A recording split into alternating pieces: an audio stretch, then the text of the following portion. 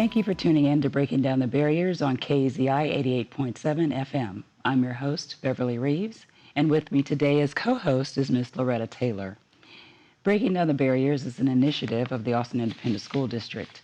This program was created to provide information on resources, programs, and district initiatives to support our families in preparing each and every student to succeed. Today's guest is Ms. Maria Rabo, the Refugee Family Support Services Specialist for Austin ISD. She will be sharing information with us about refugee services in the Austin Public Schools. Thank you for being with us today. Thank you for having me.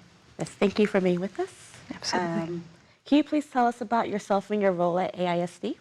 Yes, I am the refugee coordinator for the district, and our office actually handles all refugee students in AISD. Currently, we have 1,069 students and around 50 more students that are about to enroll within the month. Wow. Okay. And what we do is we are a small team of 4 of us. I speak Spanish and English, and my team speaks Arabic, Farsi, Dari, and Burmese, parent support coordinators. And with them, we help to facilitate the integration of refugees in AISD. So do you work with any agencies? How do the families find out about our services here within the district? It's an excellent question. Basically, the refugees come into the United States already with the refugee status, and they go in through the resettlement agencies. In Austin, we have 2, Caritas and RST, Refugee Services of Texas. Both of those agencies will email me, basically alerting me to the family demographics of a new family that's arrived. And as a result, we then start the placement process. So we look at where they live, we look at their date of birth, and we designate a school for them, which is already part of AISD policy. And within that month, the family will need to get Medicaid, get their vaccinations, get settled in, and usually by about 1 month, they will enroll at that campus. Okay. And what resources do you provide? So we actually provide quite a bit. Being as small of a team as we are, we do a lot of collaboration with outside agencies like Interfaith Action of Central Texas, both resettlement agencies, Center for Survivors of Torture, the Wellness Clinic over at Refugee Services of Texas. We work with the Refugee Health Clinic. But in-house, we actually do a lot around interpretation and translation, because one of the biggest challenges that our families face is that they speak many different languages, none of which are English or Spanish. And so it's a bit challenging for them to access the information that is needed. We also provide orientations to all of the families, either at Caritas or RST when they first arrive within that first critical month. We do a lot of work with the teachers. We provide tutoring services through the UT Arabic flagship program in tandem, as well as Amana Refugee Services. We try and support students, teachers through PDs, through professional development opportunities as well. And we just are constantly keeping up with the resources and then disseminating that to the district. We also do a lot around special education placement. We have a lot of families that come in that will likely need special education services. And so we work with the diagnosticians in the schools, making sure they're first enrolled, and then we do interpretation and translation as needed to make sure that those students are identified accordingly. So the list of services is vast, but it would seem like the students would need a lot of social support because it's going to be their first time in a public school system in the United States. How do we work with our campuses to make sure that the students don't fall through the cracks? It's a really great question, and it's quite a challenge because right now the number of refugees we've received this year already surpasses what we had all of last year. Wow, okay. So the depth of the need is greater than it has ever been before. We work with the campuses, we work with communities and schools, we work with counselors, and we actually work with outside agencies who provide, I would call them refugee support groups or mental health groups at different campuses. Right now they're at both elementary and middle school as well.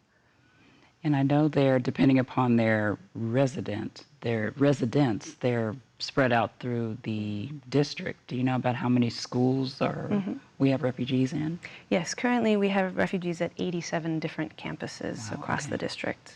Okay, wow. And what countries, can you list some countries that they represent? Absolutely. Primarily right now, most of our refugees come from the Middle East, I would say Iraq, Afghanistan, Syria. We have a lot of refugees as well from Burma, from Congo, from Bhutan, Nepalese as well. I believe that covers the majority of them right now. Okay, wow. So with the small office, you said you have 4 people in your office total.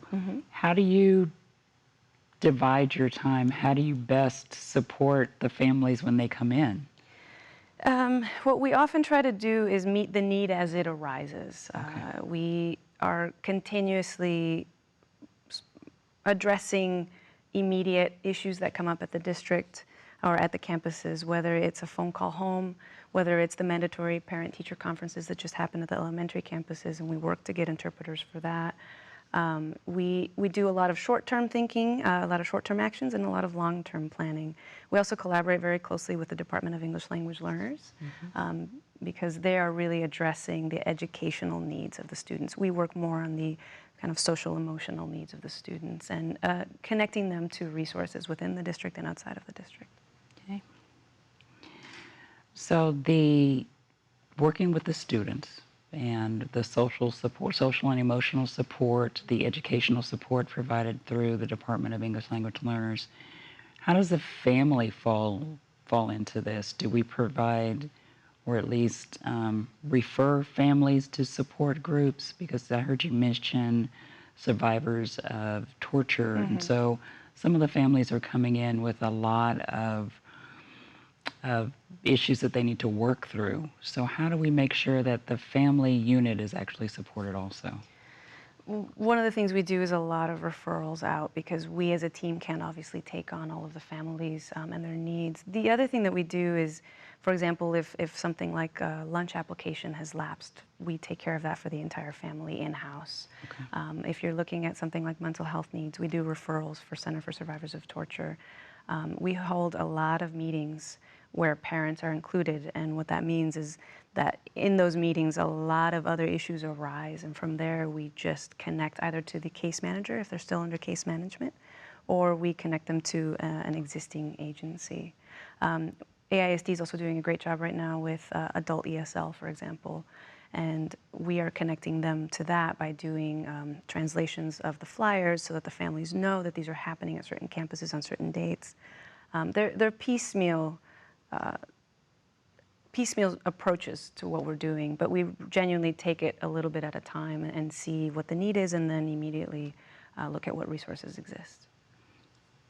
And you and I both serve on a committee where we're looking to try and systematically put supports together for international students, refugees, and other families who may be coming to the district for the first time from other countries. With that work, what we're hearing is, you know, there are some issues that are in the schools that the students are experiencing that they might not have had to deal with in their home countries. Bullying, the social middle school issues, those kinds of things. Sure. Because some countries, the students may not have had a formal education at all. What do you see the district doing, you know, along with the partnerships that we already have and us working together in our internal teams? What do you see us being able to do to really support the students and help them to feel like they have a voice and the ability to come to us, even though language may be a barrier? Well, I do know the district is taking this growth in refugees, which is a wonderful thing for the district. It adds so much to the depth and the culture of the district at large. They're looking at this and trying to figure out what kind of either educational approaches we can do by possibly creating new types of programming or maybe new types of schools in the future. And also, we've recently added language access that's just being tried out now through the Language Line, which is a telephone language service. It is an issue in the sense that there are so many students who need interpreters simultaneously, and there's only a few of us. We do also work with Caritas, and we're not the only department to work with this outside agency that provides so many different languages. And so the Department of English Language Learners as well is working to address at least this particular issue you mentioned about voice and having the ability to come to the table. The other thing we have to remember is that while we, I think, culturally are often encouraged to stand up for ourselves and advocate for ourselves, many of our refugees come from cultures where that is not the traditional norm. And so part of it during the orientations, we talk about this. We talk about the expectations with the schools. We talk about attendance and how here it is legally mandated. We talk about issues around language access and how you have the right to ask for an interpreter and the district will provide it. So I think part of it is the district certainly coming to the table and saying, here's the needs and here's what we're willing to do. But part of it is just helping our parents be more engaged with education in a way that they necessarily aren't comfortable or used to, depending on which home country they come from. Right. So we've talked about languages and countries. The process you mentioned earlier when refugees actually come into the United States, it's about a month-long process before we even get to enroll the students in school. How do we get an understanding on where they should be placed as far as grade levels if they haven't? Do we go by age only because they're most likely not coming with transcripts and the things that we're used to receiving if they're coming from another state?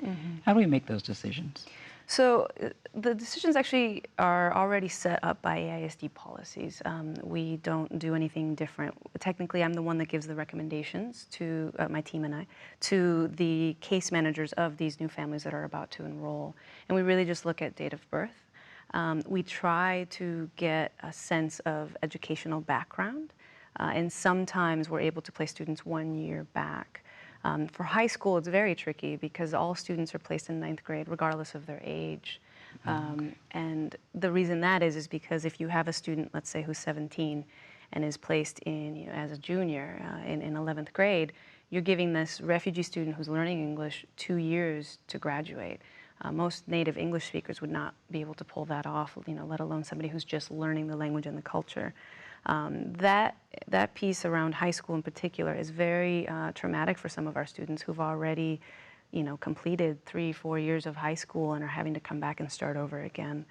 And I know the district is looking at that, specifically with older students, at what we can possibly do to help them access education in a way that's beneficial to them. But right now it is just based on address and home campus as well as your grade.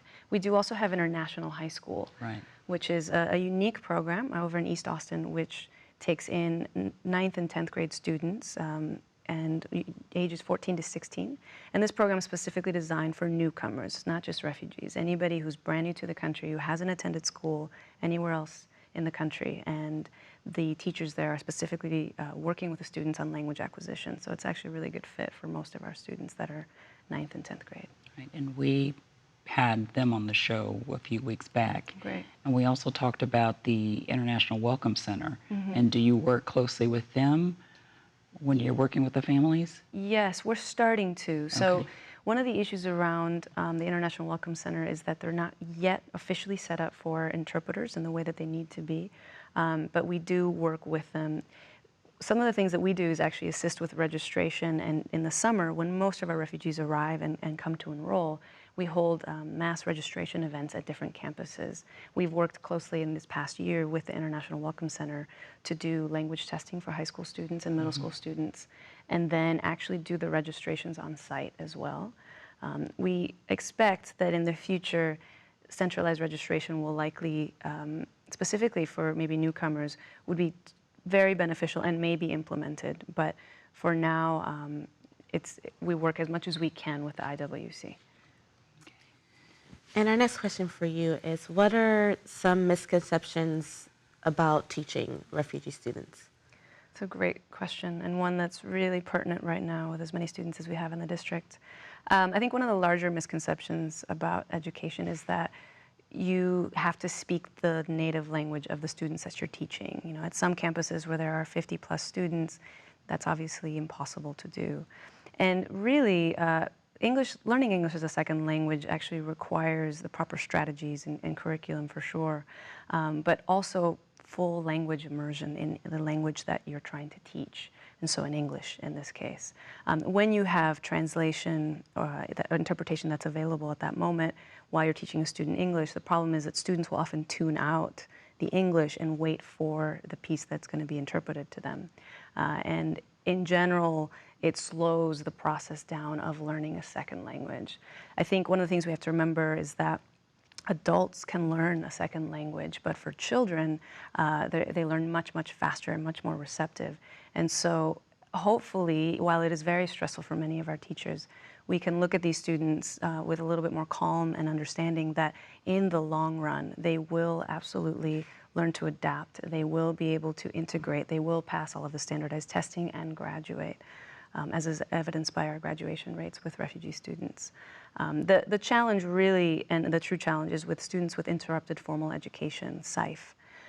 These students, especially when they're middle school, high school, secondary, they will come to us with possibly no or little formal education or a very large gap due to whatever situation was happening in the home country. And so at that point, when you enter a student in high school and he's just learning to read or write, maybe he doesn't read or write in their own home language, then you're looking at this student is also expected to pass standardized testing. So that is a very true challenge. But again, because language immersion is so important when learning a second language, it's for even these students, it's important that we don't just rely on using the native language of that student to have them learn English as a second language. Well, speaking of standardized tests, are the students expected to take the test as soon as they get in if they're in a testing grade? From fifth grade up, they are expected to take the test. Now, if they're shown to be students with interrupted formal education, there's actually a period where they take the test, but it doesn't count in accountability. And that's not obviously forever. It's a short period of time. And the expectation is that the students will learn quickly enough to then have these scores counted towards the school and towards the student's ultimate goal of graduation. I can't imagine trying to learn geometry and other difficult subjects in a language that you're not, that's not your first language. So having our refugee students with us is really, it's a good thing as far as I'm concerned, because it increases the diversity in our schools. We get to learn about different cultures. We get to learn about the ways that different countries work. We're learning about languages that we had never heard of. And you and I have had conversations about trying to find interpreters for languages that we weren't familiar with in the recent past in Texas. So how are we able to really help change that paradigm where some individuals may believe that our refugee students may be a burden when they're really an asset to our district?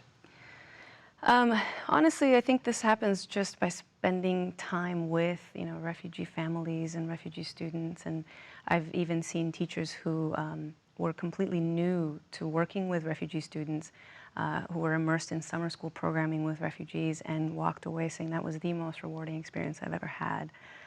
So I think part of it is just a lack of exposure. Part of it is fear of the unknown. We're not necessarily a culture that's comfortable with things that we don't understand or people we don't understand. But I think I've really seen the district and the city at large, Austin, Texas, come very open to refugees and really come alive at the idea of integrating these official new citizens of our city. So I really think exposure, I think working with students on a daily basis, some of my favorite students, a lot of people's favorite students were refugee students, because the thing we have to remember is that these students they're survivors. I mean, they have been through unbelievable hardship to get here. And so 99% of the time when they attend school, they're there wanting to learn, wanting to succeed. They've gone through so many different challenges and they're finally here to make their dreams come true. And so I think the more we get to work with refugee students, and as our refugee population grows, I really think that they're going to be fully accepted into Austin ISD and Austin, Texas. Do we keep a finger on the pulse of ebbs and flows of refugees coming into the city? I believe Austin is a relocation city. Yeah, the state of Texas actually relocates more refugees than any other state in the U.S. We are, I believe, the third in terms of numbers, so Houston, Dallas, and then Austin. We work very closely with the resettlement agencies who are directly connected to the refugee resettlement program and will actually alert us to any shifts. This year we've had about a 17% increase, and that's why we're seeing such higher numbers. And we also have a general sense of the trends in terms of, while we have students right now from the Middle East, we're seeing a lot more students from Africa, from Congo, from Rwanda, and we expect that to be a new trend, which will mean that we as an office, we as a district, will obviously have to shift a little bit in the services that we provide to deal with the different students that are arriving here. Okay. As we follow those trends, there are going to be different services that are needed. Like you said, we're going to have to make those adjustments.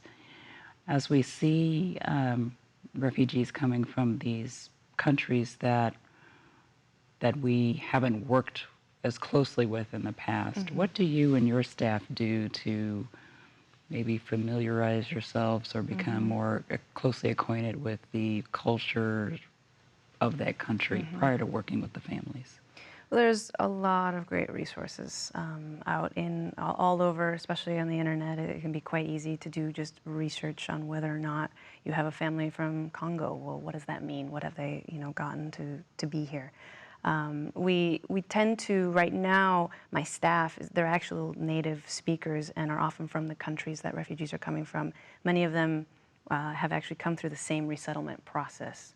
So that is extremely beneficial in terms of wealth of knowledge for our office because they understand the process. But for example, with Congolese refugees, this is a new country for us in terms of the new numbers we're getting.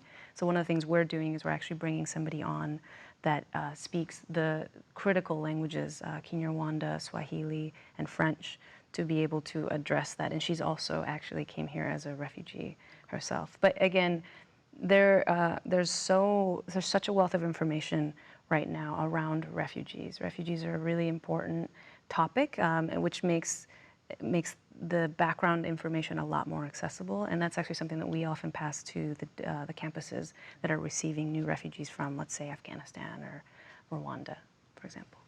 Okay. Well, we're about out of time. Did you have any more questions for Ms. Sarabo before we wrap it up?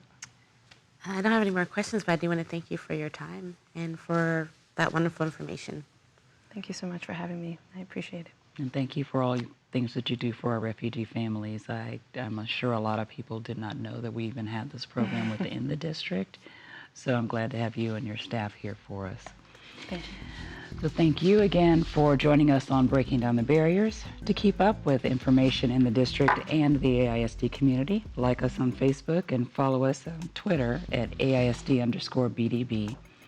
Also watch Breaking Down the Barriers on AISD's Channel 22, AISD.TV, every Tuesday and Thursday evening at 7:30 p.m. and Sunday mornings at 10:30 a.m. We are your hosts, Beverly Reeves and Loretta Taylor, and we look forward to talking to you next time on Breaking Down the Barriers.